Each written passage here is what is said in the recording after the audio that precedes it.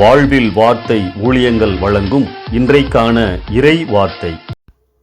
நம் இரட்சகர் இயேசு கிறிஸ்துவின் இணையற்ற நாமத்தில் வாழ்த்துக்கள். கற்றுக்கொள்வது என்பது நம் வாழ்நாள் முழுவதும் நடைபெற்று கொண்டிருக்க வேண்டிய ஒன்றாகும். புத்தகங்களின் வழியாக, நம் அனுபவங்களின் வழியாகவும் நாம் நிறைய காரியங்களை கற்றுக்கொள்கிறோம். நாம் பார்க்கின்ற, சந்திக்கின்ற, பழகுகின்ற மனிதர்கள் மூலமாகவும் பல நல்ல காரியங்களை நாம் கற்றுக்கொள்ள முடியும். ஆண்டவராகிய இயேசு கிறிஸ்து இந்த உலகில் ஒரு மனிதனாக வாழ்ந்த பொழுது அவரின் வாழ்க்கையில் நாம் கற்றுக்கொள்ள முடிந்த காரியங்களில் ஒன்று அவரது ஒழுங்கான ஜெப வாழ்க்கையாகும். சுவிசேஷ புத்தகங்களில் அவர் அடிக்கடி தனிமையாக சென்று ஜெபித்த காட்சிகளை நாம் காண முடியும். மார்க்கு 1ஆம் அதிகாரம் 35ஆம் வசனத்தை பாருங்கள். அவர் அதிகாலையில் இருட்டோடே எழுந்து புறப்பட்டு வனாந்திரமான ஓரிடத்திற்கு போய் அங்கே ஜெபம் பண்ணினார். அதற்கு முந்திய நாளில் அவர் செய்த ஊழியங்களை பாருங்கள்.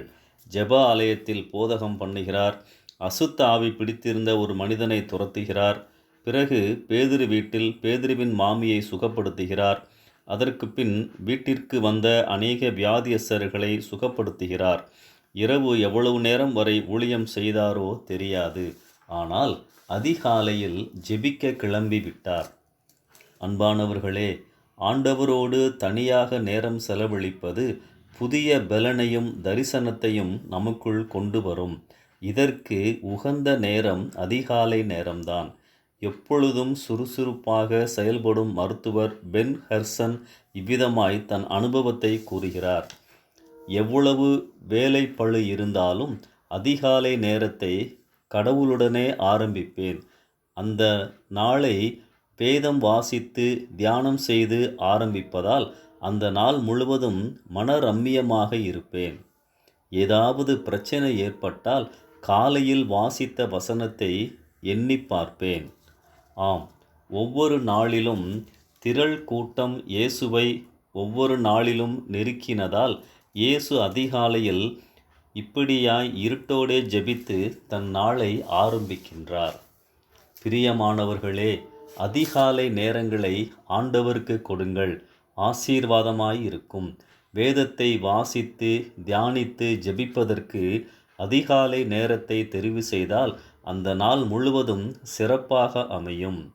ஆன்லைனில் வரும் கூட்டு ஜெபமோ வழிபாடுகளோ பிறரின் செய்திகளை கேட்பதையோ 6 மணிக்கு பிறகு வைத்து கொள்ளுங்கள்.